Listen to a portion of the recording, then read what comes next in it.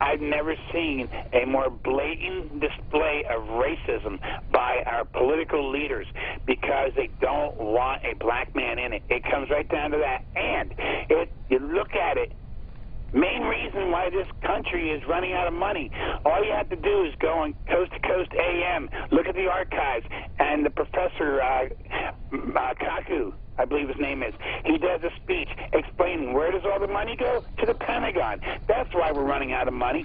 We are a war country. We need to become a peace country where our money goes to other places than the Pentagon. Where does the money go? It goes to the Pentagon. Think about it, people. Never seen a more bunch of racist politicians in my life. Thank you for taking my call. Here's Elkhart, Indiana. Earl's on our Republican line. Yes. First, I am against Obamacare, but we have tried to repeal it over 40 times. The American people realize this, and what scares me is we have control of the House now and not far from having control of the Senate. When the next election comes up and we've shut the government down, are we going to lose control of both houses? And the Democrats are going to be able to do what they want to do. This kind of scares me. I think that they should go ahead and vote a clear vote and get it over with, get the government running again, and get the election on and put some more Republicans in the Senate. And Democrats have made several motions to do just that, to bring up the so-called clean CR that the Senate had passed. Here is Louisiana, DeFrider, Louisiana, and Lafayette. I hope I didn't do your town wrong there. That would be quite all right if you did. Okay, go ahead with your comment. Okay, first I want to say that we spend so much money. There is no other country in the world that gives away the money that the United States does. $56 billion for 2013 given to foreign countries for foreign aid. But yet we don't take care of our own people in the United States. Every person deserves medical care. I don't know if Obamacare is going to make it right. It may not be good. I have no earthly idea. But we have had a complete change in the state of Louisiana under a Republican governor. I was a Democrat, then I was a Republican, and now I'm an independent, but I am not a Tea Party person.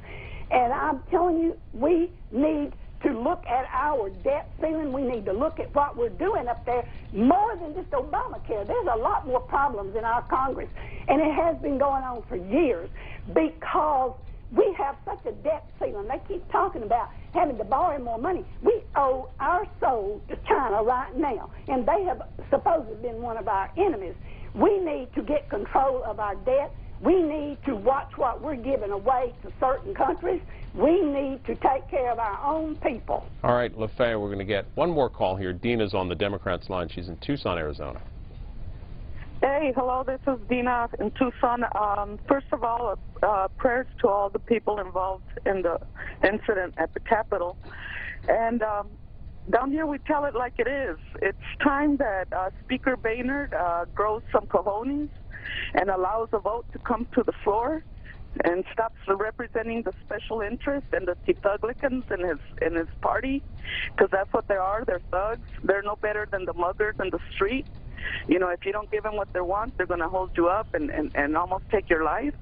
And that's what they're dealing with. Thank you, Dina. The vote's over. Thanks for your call. Motion is adopted.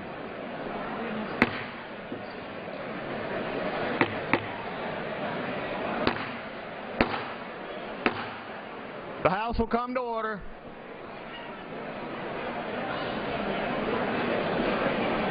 The House will come to order. Please cease all conversations. Members, please take their seats. Members, please clear the aisles.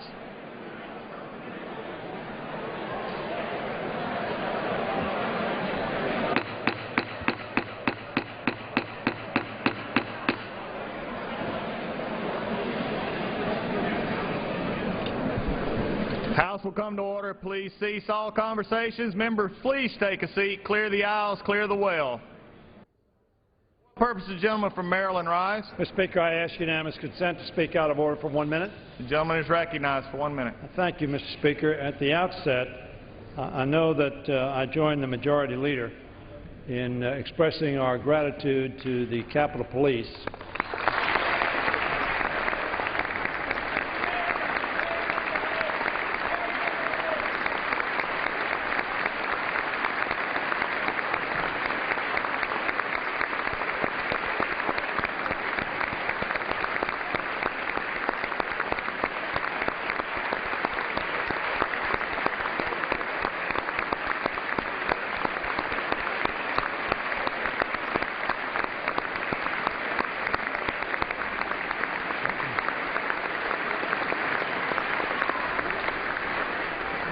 Mr. Speaker, all too often we take for granted the folks who are prepared to put their own lives and safety at risk to save from harm's way not only those of us who work on Capitol Hill, but those who visit their capital. And so I know that round of applause was heartfelt and deeply meant. And we thank them, and I'll yield to the Majority Leader before I ask him a question on the schedule, but I'll yield to the Majority Leader. Mr. Speaker, I want to thank the gentleman for yielding and concur with his thanks to the Capitol Police. And as well, each and every day, all of us benefit from their dedication and commitment to our safety, the people who visit this Capitol and its surroundings, to their safety. And I know all of us want to extend that thanks, and just to let them know we really appreciate it. I yield back. I also, Mr. Speaker, and I know again the Majority Leader, Mr. Sanford Bishop, who himself gave such a tribute at the beginning of the last bill to the Capitol Police, but also we want to thank the Sergeant at Arms, Paul Irving, and all of those who work with the Sergeant at Arms.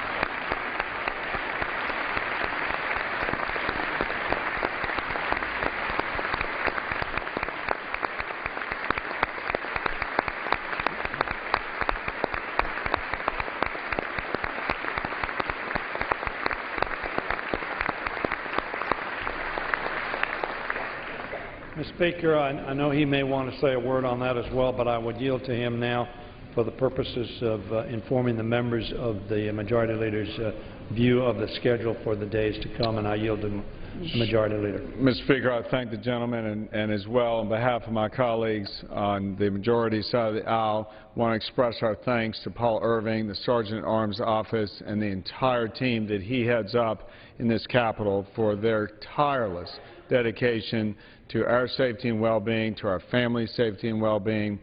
Each and every one of us have been affected and touched by some threat or some risk at some time, and again want to express that gratitude to him and his team. Mr. Speaker, as to the gentleman's request about information on the schedule, we did put out an email indicating that we're going to go into morning hour tomorrow morning at 10 o'clock.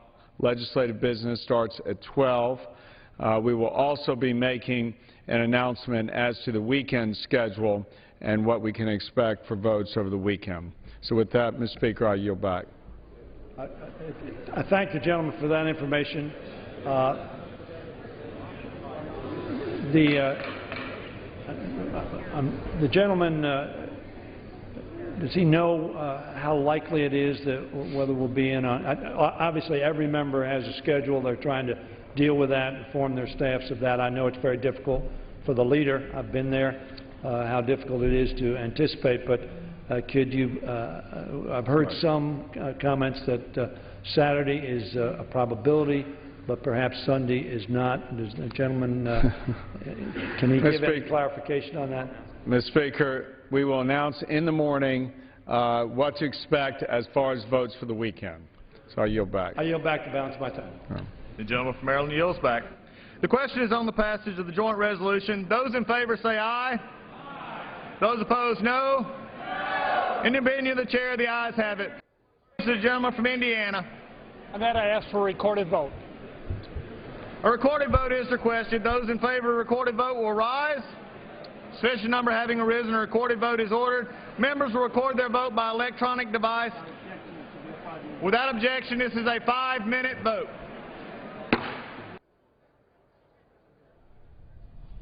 And both sides of the House applauding the efforts of Capitol Police in the shooting situation, the lockdown on Capitol Hill just a couple of hours ago. And reporting on that, the Washington Post says that a car chase that began when an unknown driver tried to breach a White House security barrier ended across downtown Washington near the U.S. Capitol with a confrontation that included shots fired and one Capitol Police officer injured, police said. It appeared that the woman driving the car was injured in the final confrontation near 2nd Street and Constitution Avenue about 2 p.m. But U.S. Capitol Police Chief Kim Dine said her condition was unknown. It appeared from his account that all shots had been fired by police officers trying to stop the woman's car. We will have more details. We will hear more details on that. A briefing is scheduled for, we hear, 6 p.m. Eastern by U.S. Capitol Police. We'll have that live for you on C-SPAN 2, and we're also streaming that live at cspan.org. This is a 5-minute vote, final vote on the partial funding for the Department of Veterans Affairs. We're going to continue with your calls and your comments. A quick tweet, this one from Amanda, who says, watching the C-SPAN debate and vote on funding the VA, this wounded veteran's family needs compensation. Devastating shutdown. Let's go to the phones. Dudley's in Houston and on the Democrats line. Yes, my name is Dudley, and you know what I see going on is the same thing you're doing a Gore-Bush fight. It's sort of like a coup d'etat. The president won the election, voted by the people, and Republicans, all they're doing is overthrow the government. That's their main goal, to overthrow the government. Coup d'etat. All right, Dudley, here's Steve. He's in Port St. Joe, Florida, on the Independence line.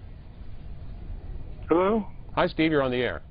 Hi, how are you? Fine, thanks. I just want to make a comment that Mr. Cantor, I've been watching what's going on today, seeing up there telling his stories about, I am a veteran. I'm 58 years old. I served my country.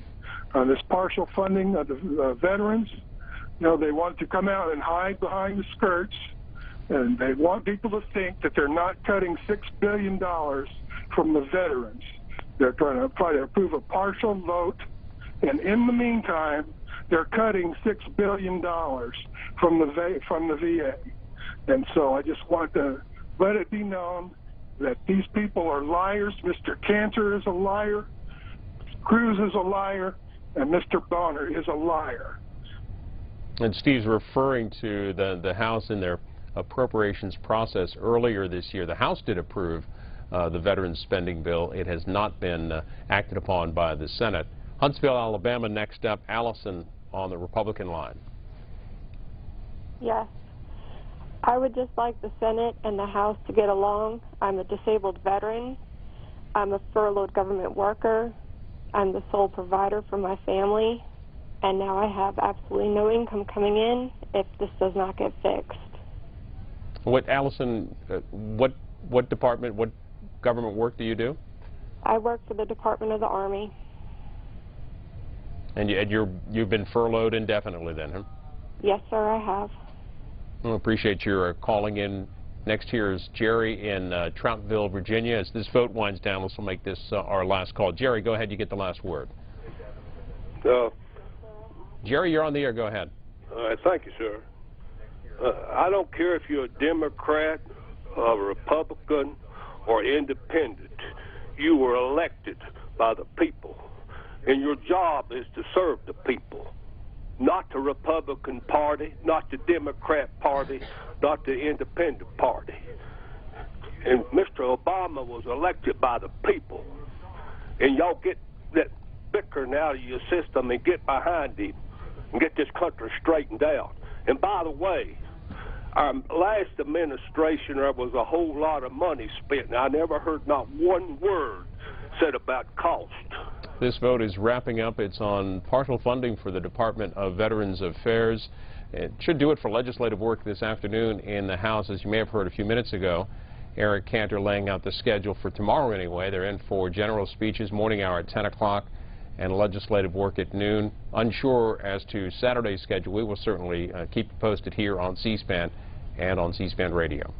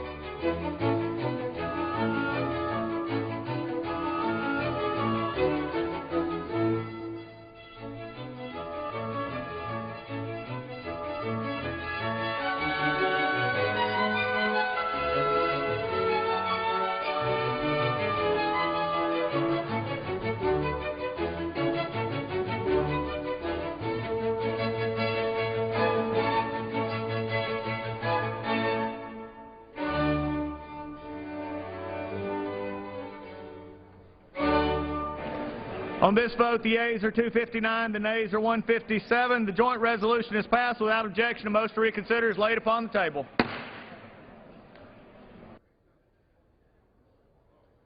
The gentleman from California rise. Mr. Speaker, I ask unanimous consent that when the House adjourns today, it adjourn to meet at tomorrow morning 10 a.m. for morning hour debate and noon for legislative business. Without objection, so ordered.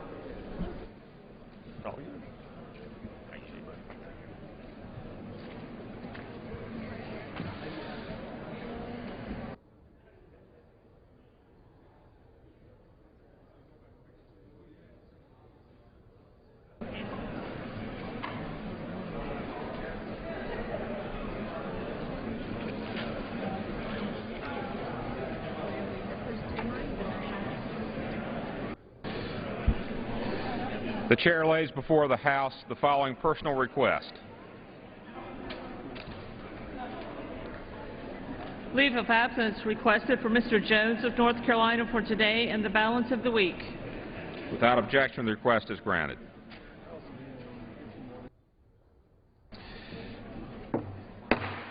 The House will be in order.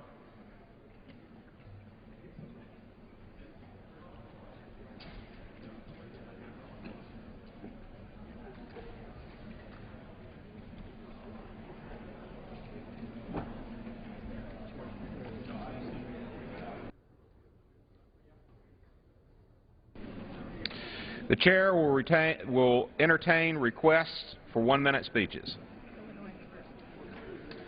For what purpose does the gentleman from Illinois seek recognition? Unanimous consent to address the House for 1 minute revising. Without objection.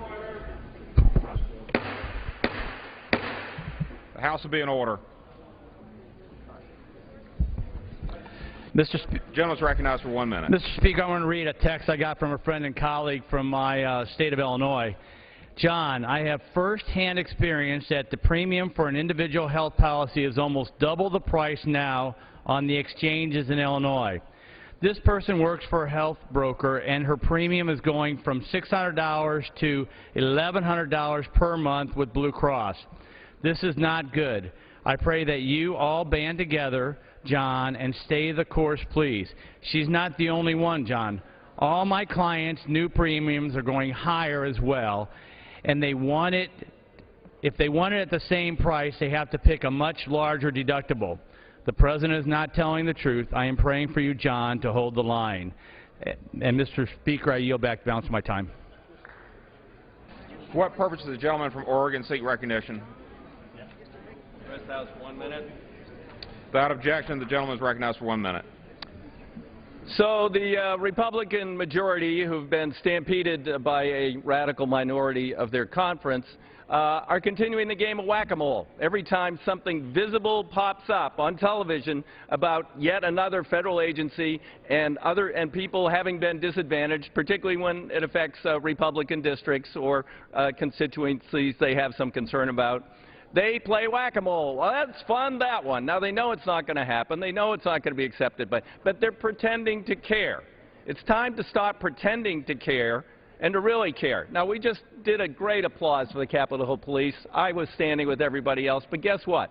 They're working, they're not getting paid, and they can't take leave or be sick because they're essential employees. And that's what's happening to every essential federal employee in this country.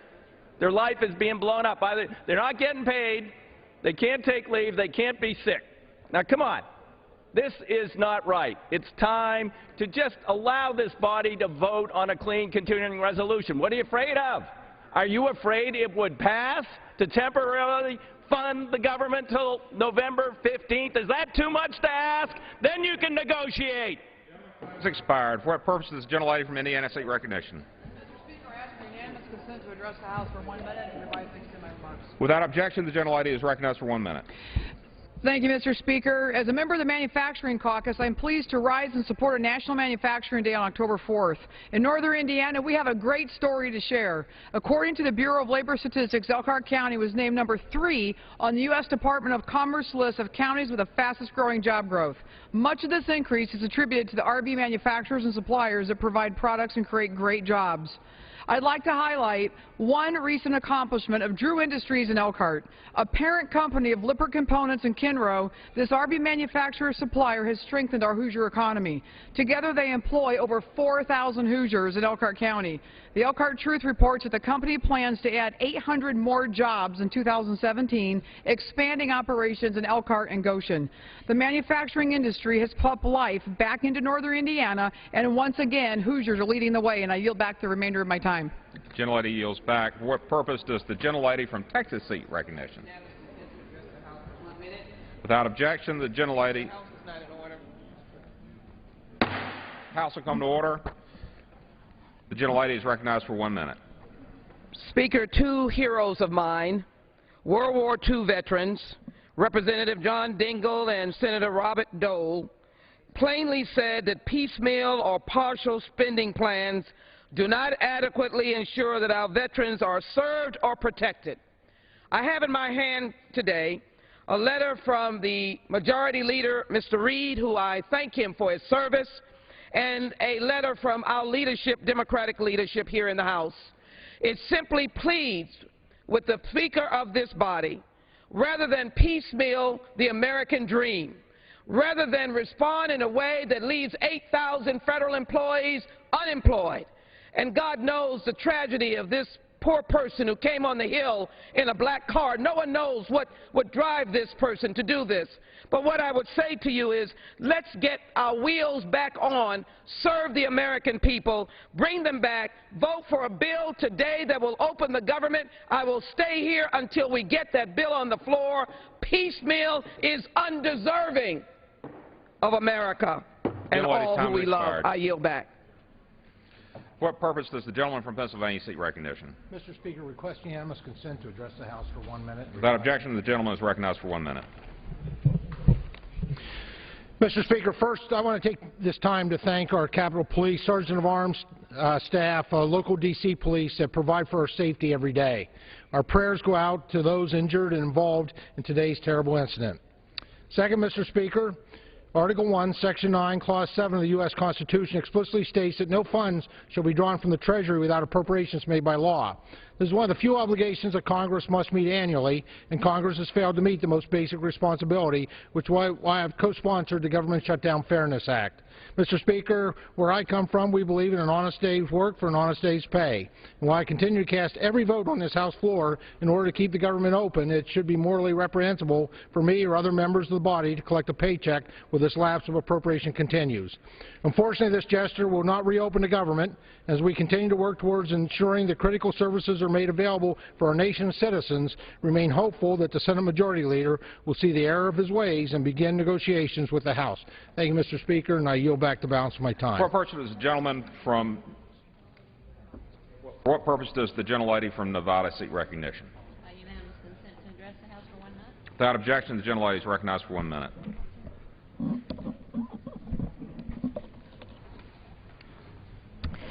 Over 186,000 students in Clark County School District and Las Vegas receive free or reduced school meals, and for many, this school meal is the only food they'll eat all day.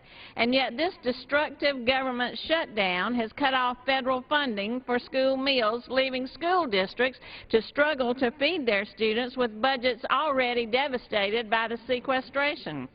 Hungry children come to school unprepared to learn, and school meals give them the opportunity that they need to succeed. Children who eat a school breakfast are better able to score higher on academic tests, they're less likely to miss school, and they're more likely to graduate. Despite this, Republicans are preventing federal funds from buying food for these students. With 28% of children in Nevada at risk of going hungry, we should be doing everything we can to feed these students. The Republican shutdown is doing the opposite. It's harming vulnerable children by literally taking food from the mouths of babes. Shame on these Republicans. They must end this shutdown now. Time has expired. For what purpose does the gentlelady from North Carolina seek recognition? To address the House for 1 minute, Mr. Speaker. Without objection, the gentlelady is recognized for 1 minute. Thank you, Mr. Speaker. The United States Capitol Police deserve our thanks every day, but this day especially for all they do to keep visitors to this Capitol safe. Mr. Speaker, Americans don't want a government shutdown. They also don't want to get an unfair deal under Obamacare. The House wants to reopen government fairly, but we need the senators to be part of the conversation. In the meantime, their refusal to talk has consequences. To name a few, NIH is unable to research and innovate. Veteran benefit applications are delayed. Military reservists aren't being paid. National parks are closed, including open-air memorials that should never be disrespected by the theater of barricades. Republicans and Democrats in the House found common ground and passed legislation to solve these problems.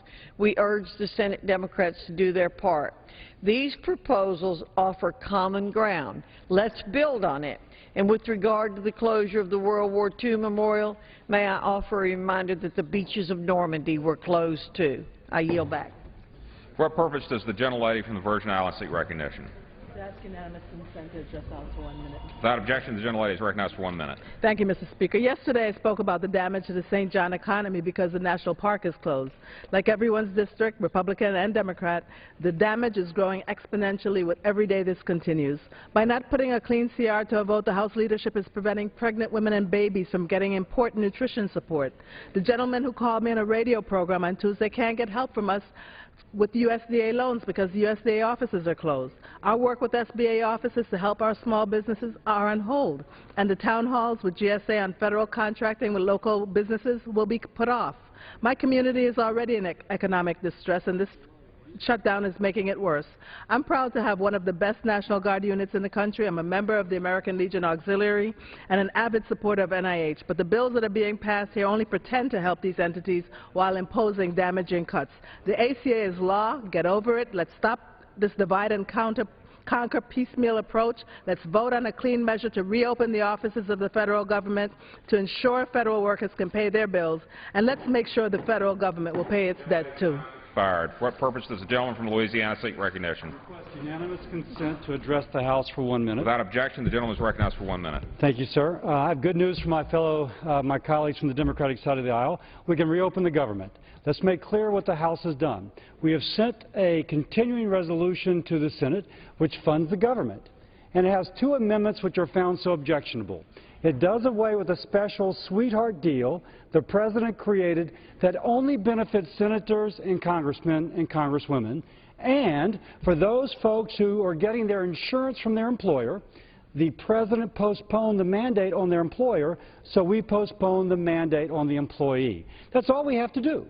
Now, if you want that special deal so much, we understand. But if you speak about people going hungry, keep in mind, it's only your affection for that special deal that keeps them from being fed. If you really cared about those people, you would give up your special deal. Now, it may be that Senator Reid so loves it, he can do nothing about it.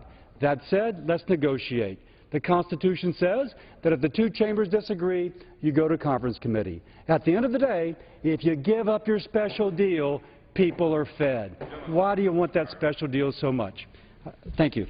Members are reminded to direct their remarks to the chair. For what purpose does the gentleman from Texas seek recognition? I ask unanimous consent to address the House for 1 minute. Without objection, the gentleman is recognized for 1 minute.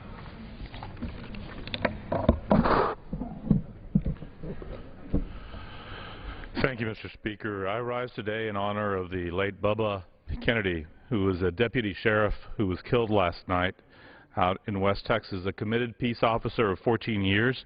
He was killed in the line of duty at only 38 years old. A graduate of Ira Ann High School, Deputy Kennedy worked for 7 years. He was working at the Pecos County Sheriff's Department when I met him, before joining the Upton County Sheriff's Department in November of 2012. He is remembered by his friends and his colleagues and his family. Deputy Kennedy's name will be added to the Law Enforcement Officers Memorial next year. It's the only memorial in Washington, D.C. that will never be finished. He leaves behind a beloved wife, Jody, 2 sons, Lane and Blake, who are 10 and 15 years old, and his parents, Billy Frank and Della Kennedy.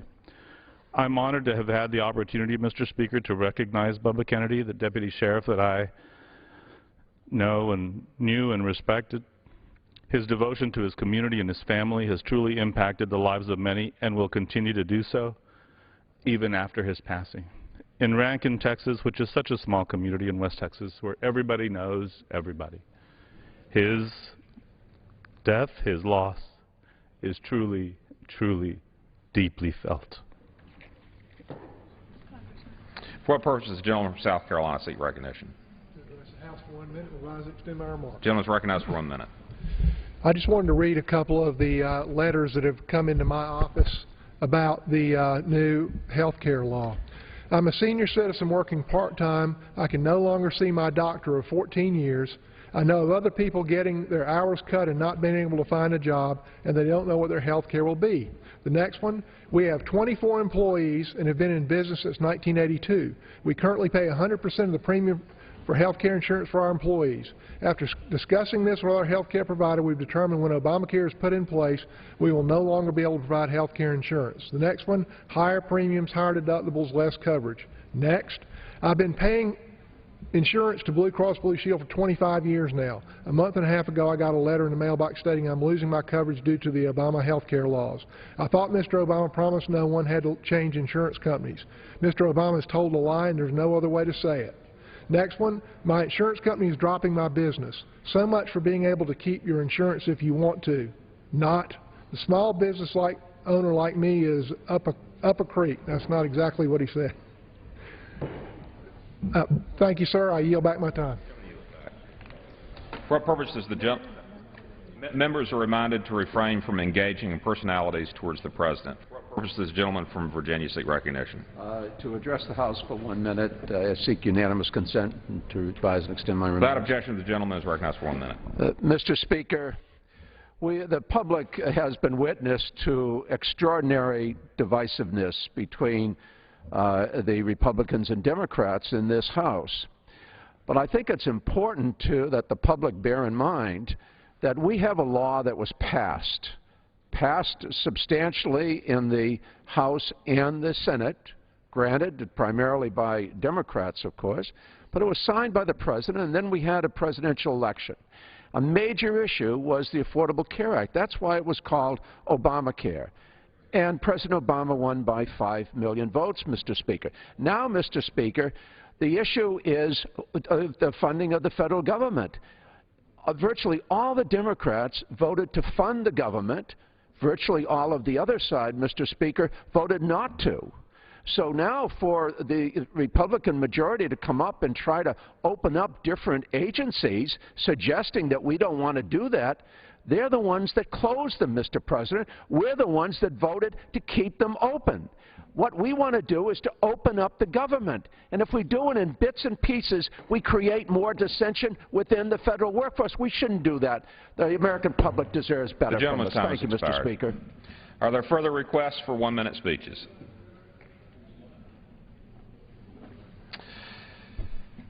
Hearing none. Under the Speaker's announced policy of January 3rd, 2013, the gentleman from Ohio, Mr. Ryan, is recognized for 60 minutes as the designee of the minority leader. Thank you, Mr. Speaker. I appreciate the opportunity to be here to do a special order. We are here, and I am here as a co-chair of the House Manufacturing Caucus, to celebrate and recognize National Manufacturing Day. We know there are a lot of divisive issues being talked about here in the nation's capital, but I think one issue, as we start to lay some groundwork for what the world looks like after we shake this virus that's happening here in Washington, D.C., I think manufacturing, advanced manufacturing, additive manufacturing, three-dimensional printing, and all the issues that surround rebuilding the United States of America can happen. And we have an obligation, I think, as we have arguments about the issues of the day, also to lay that seed corn, that long-term investment and strategies that will help our country grow. And we have a group of men and women, members of Congress here this evening that would like to speak on that, and I would like to work quickly through that list. And first would like to bring the gentleman from Massachusetts up. Congressman Kennedy, coming from New England and coming from Massachusetts, obviously a huge manufacturing state with a long history of manufacturing, beginning with the early stages of our country. So I yield as much time as he may consume to Congressman Kennedy. Thank you, Mr. Speaker. To my colleague, Mr. Ryan, the chairman of the House Manufacturing Caucus, I want to thank you for organizing this and your leadership on this issue. On October 1st, just 2 days ago, the Institute for Supply Management reported manufacturing index rose in September for the 4th straight month to a reading of 56.2. Any reading above 50 indicates growth, and it's the highest level we've seen since April of 2011. Now, a couple of important statistics about manufacturing. In 2011, manufacturing contributed over $1.8 trillion to the nation's economy and accounted for 47% of all U.S. exports. For every $1 that we spend in manufacturing, another $1.48 is added to the economy, the highest multiplier effect of any economic sector. Of 9% of the workforce, more than 11 million Americans are employed in manufacturing. And 2/3 of the U.S. private sector investment in research and development occur in the manufacturing sector. The value and potential for future growth in manufacturing in Massachusetts is a perfect example. The industry continues to be a critical segment of our economy. Yes, in the downturn, we were hurt, but what's remarkable is that the persistence and ingenuity of the manufacturing industry statewide continues to rank above the national average in terms of the concentration of manufacturing employment. And after years of decline, in 2011, the total number of manufacturing firms actually increased. This means that companies in industries like aerospace, electronics, computers, pharmaceuticals, they're central to the success of the Massachusetts manufacturing economy. It's why I believe in advanced manufacturing and that it promises future growth. And it's central to the public-private partnerships that are going to innovate and are going to be needed to commercialize and bring new products to market. It's why I'm proud to have written and introduced the Revitalize American Manufacturing and Innovation Act, RAMI, of 2013, along with my Republican colleague, Tom Reed of New York, the fellow co-chairman with you, Mr. Chairman. The bill is designed to bring industry, universities, and community colleges, federal agencies, state and local governments, all under one roof to accelerate manufacturing innovation. It establishes public-private centers for manufacturing innovation that will help bridge the gap between basic research and development, commercialization of novel technologies. The centers will serve as a regional hub of manufacturing excellence and provide access to cutting-edge capabilities and equipment, creating an unparalleled environment to educate and train the next generation workforce.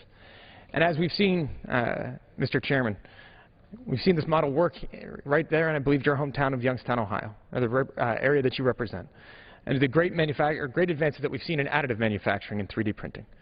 Our bill is locally driven manufacturing policy that addresses the disconnect between research, commercialization, and workforce training. We've seen that back in my district in communities like Taunton and Fall River and Attleboro, where industrial manufacturing and manufacturing has been and can be a key to the economic development in the future. That's why I support this industry, why I'm proud to support this bill, and I thank you for the opportunity for speaking this evening. Thank the gentleman. Thank the gentleman, and would also like to thank him for the leadership on that particular bill. We do have the National Additive Manufacturing Institute in downtown Youngstown, Ohio, and we're starting to see how that public-private partnership is beginning to light up not only downtown Youngstown, but the entire Tech Belt region from Cleveland to Akron, Youngstown, down to Pittsburgh. And multiple companies involved in that. We just had Siemens Corporation donate over $400 million in software to Youngstown State University as we begin to create that pipeline for people to go into this new and what will be a transformational industry. Our next speaker is the gentleman from Delaware, also a state that is crucial to our defense industrial base and our manufacturing base here in the United States. I yield to Congressman Carney. Thank you, Mr. Chairman. Thank you, Mr. Speaker. I rise today in the midst of this manufactured crisis here in the Capitol to join many of my colleagues on the Democratic side for something that we all can get behind, which is creating strong manufacturing jobs here in our great country. One of the frustrations about the impasse that we have here in the House and in the Capitol is that we have some really serious issues that confront us as a country, and I think the most important among them is where the jobs of the future are going to come from. We know in our districts, Mr. Ryan and some of the other speakers tonight in my state of Delaware, that manufacturing has been the backbone, particularly of those jobs that provide middle-class incomes for generations. And we've lost so many of them.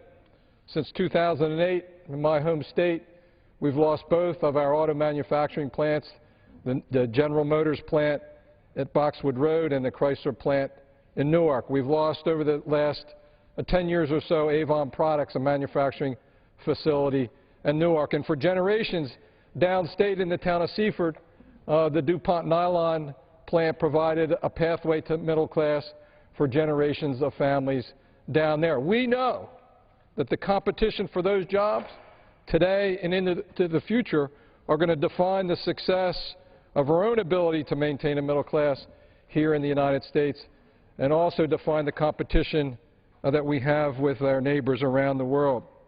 There's some hope on the horizon. In recent years, we've seen a new trend called insourcing.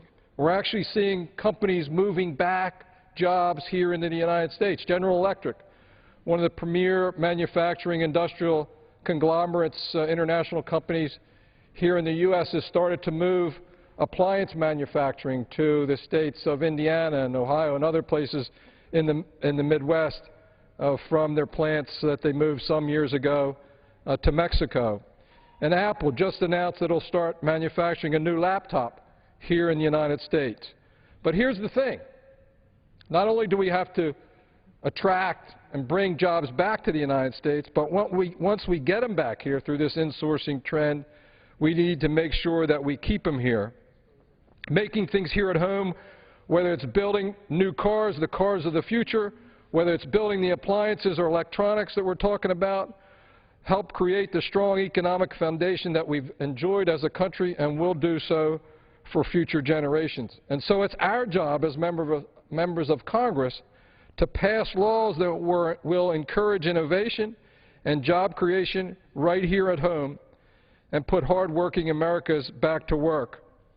And that's why I've worked with my colleagues on both sides of the aisle to come up with ways to attract and keep U.S. manufacturing jobs here.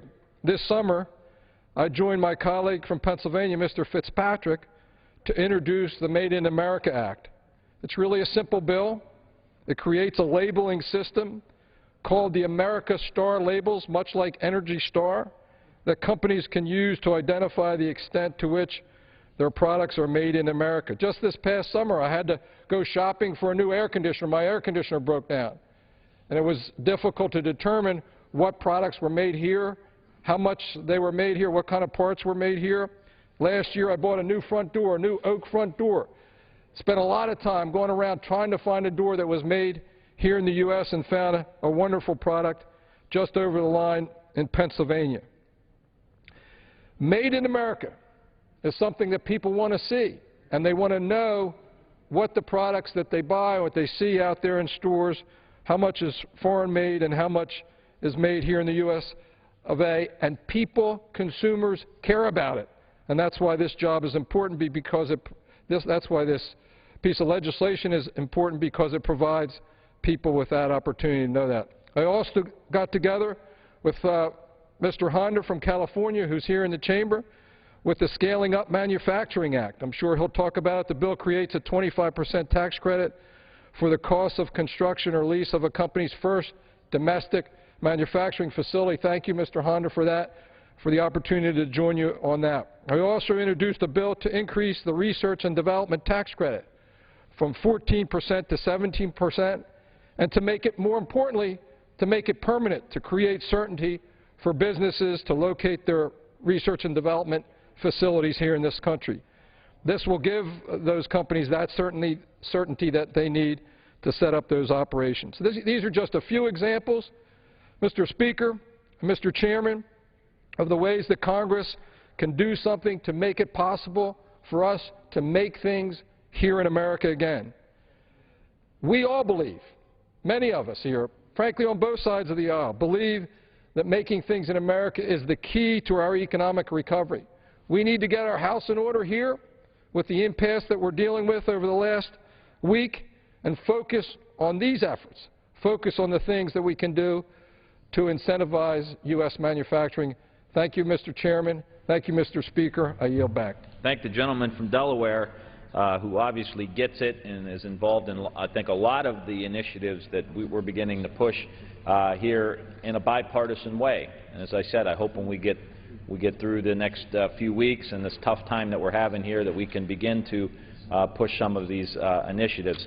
Our next speaker is the gentlelady from Connecticut, another New England state that is deeply, deeply engaged in manufacturing in the United States from very, very early on, a key component to our defense industrial base, whether it's any branch, quite frankly, of the military, especially the Navy and the technologies that spin out of a lot of the public investments that we make. And I think when we talk about public-private partnerships, I think when we talk about public investments, Connecticut's the kind of state that if we make these investments, benefits a great deal and has a very skilled workforce, a well-educated workforce, but also a great manufacturing workforce. So with that, I yield to the gentlelady from Connecticut.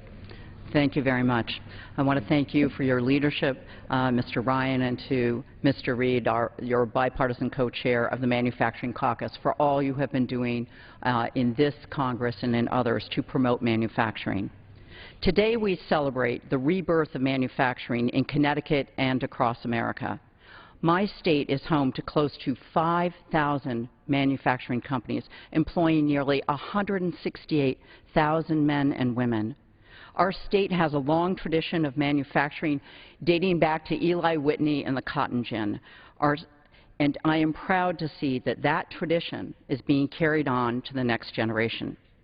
Tomorrow marks the second annual National Manufacturing Day, and in Connecticut, we are celebrating manufacturing through what we are calling the Dream It, Do It initiative.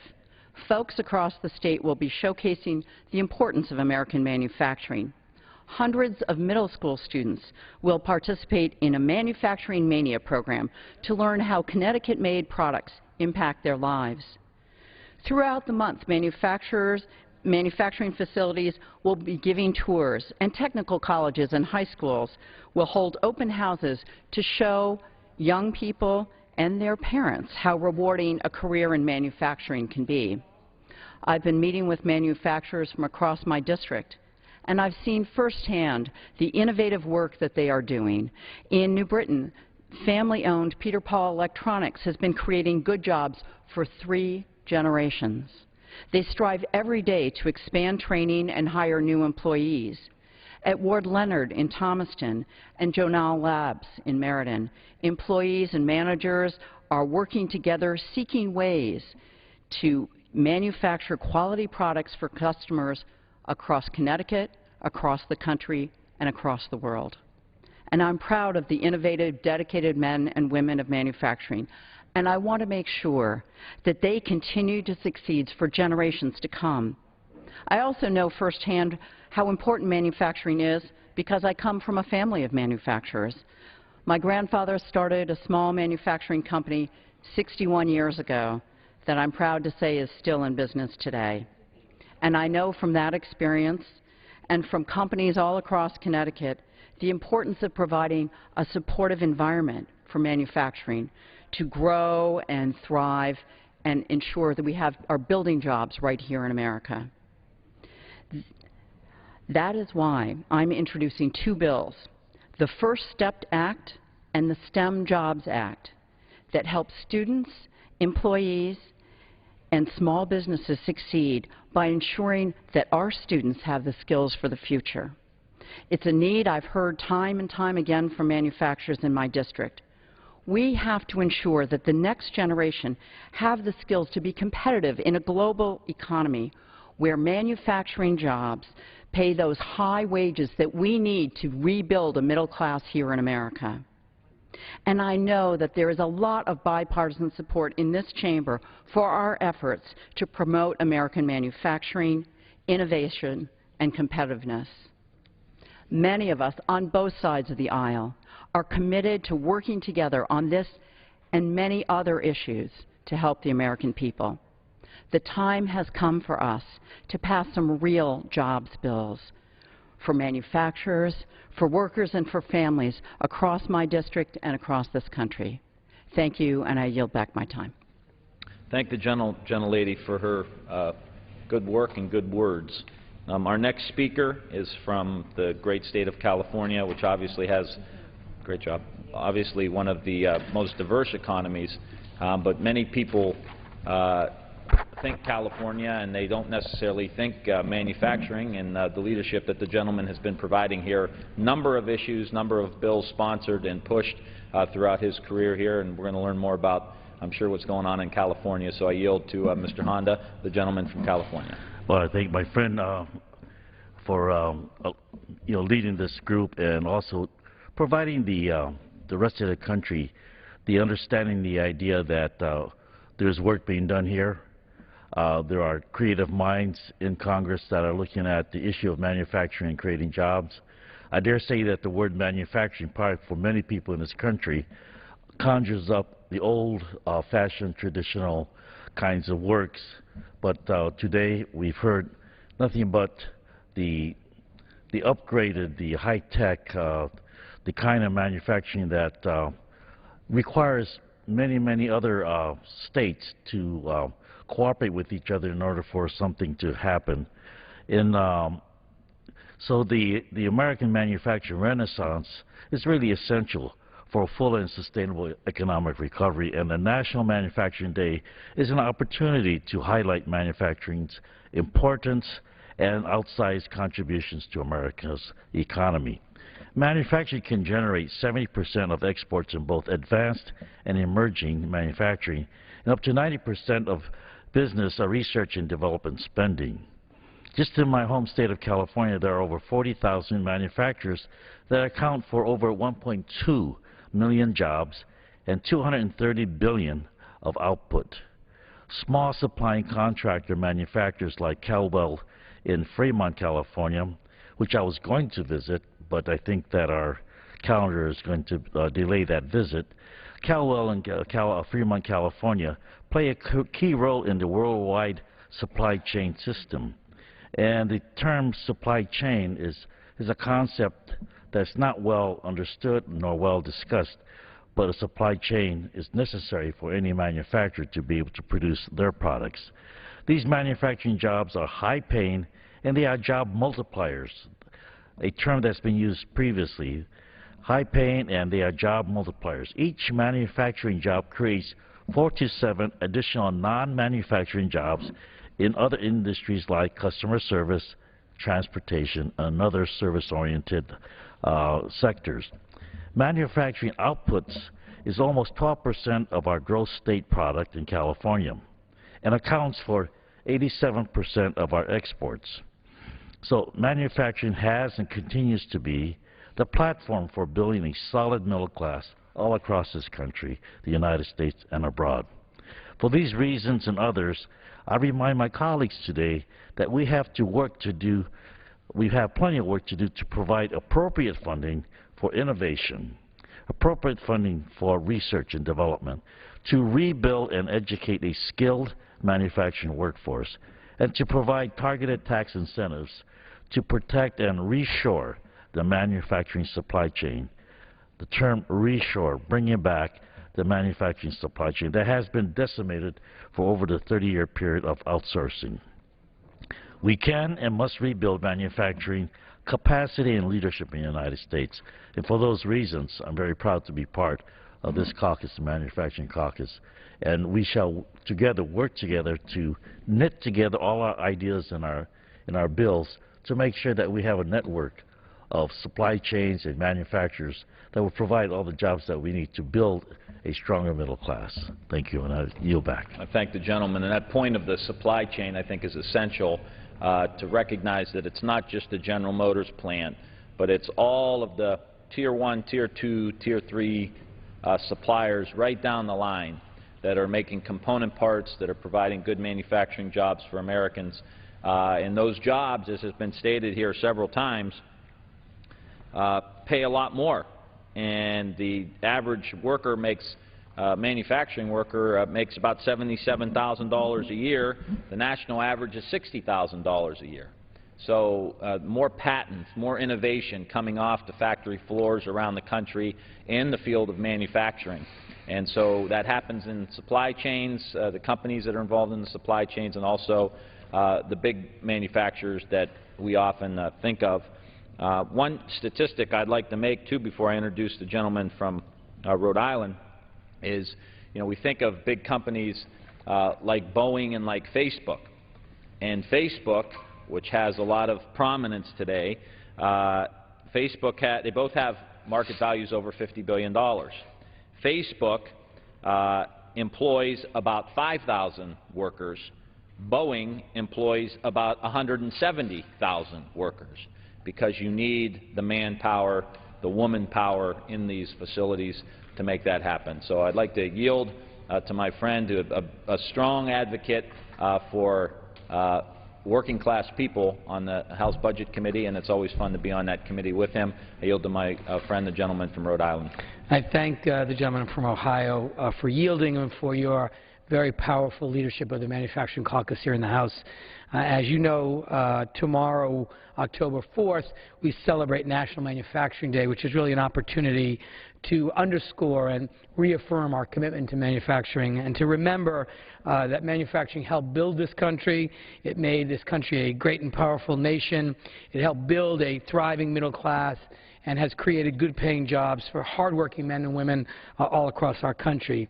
This is especially true in my home state of Rhode Island, which, as you all know, is the birthplace of the American Industrial Revolution and has a very long and important history in American manufacturing, more than I think any place in the country, and I know the gentleman from Ohio will contest this a little, but Rhode Island really understands the importance of a strong manufacturing sector, and that if we want to get our economy back on the right track, it's critical that we start making things again here in this country and support those companies that are already manufacturing things in America. So I am really proud to stand with my colleagues today as we salute American manufacturing and to really underscore our commitment to helping to rebuild and strengthen manufacturing in this country, and particularly to pay attention to the House Democratic Make It in America agenda, which is a very comprehensive set of bills that will help reinvigorate American manufacturing and put folks back to work in my home state of Rhode Island, and I think all across this country. As part of that package is the Make It in America Manufacturing Act, which really is legislation I introduced to help manufacturers buy new equipment, retrofit their factories, retrain their workers, increase their exports, but really help to jumpstart what we're already seeing in this manufacturing renaissance. As you know very well, the market conditions are such that wages are starting to rise in Asia. Energy costs remain high, so the cost of transporting goods is expensive. So this is a real opportunity, a real moment to seize. And if we change some policies here in Washington and instead of undermining American manufacturing, replace it with policies that support American manufacturing, we have a tremendous opportunity for additional job growth. Earlier this week, we saw even more evidence that our manufacturing sector is growing stronger again. And in the September report, the Institute for Supply Management found that manufacturing was growing at its fastest pace in almost 2.5 years. And as has been said, and we all know, manufacturing is a jobs multiplier. For every new manufacturing job we create, it results in an additional 4.6 jobs being created to support it. And of course, with high-tech manufacturing, it adds an additional 16 jobs. So this is very, very important in our ongoing effort to grow the economy and create jobs. And I think it particularly is important to make note of that in the area of manufacturing, we need to be very focused on job training to be sure our young people are prepared to compete for the kinds of jobs that are becoming available in advanced manufacturing. I visit manufacturers in my district all the time and hear from them the importance of skills development and job training for the new workers in the manufacturing sector in the 21st century. It's not the case anymore that you can walk down to your neighborhood manufacturer and get the job your father or grandfather or mother or grandmother got. It requires a different set of skills and requires additional training. And so as part of our strategy, we have to really focus on how do we ensure that young people and people entering in the manufacturing sector have the skills necessary to compete successfully with the, of course. And that's a critical point. We have legislative fixes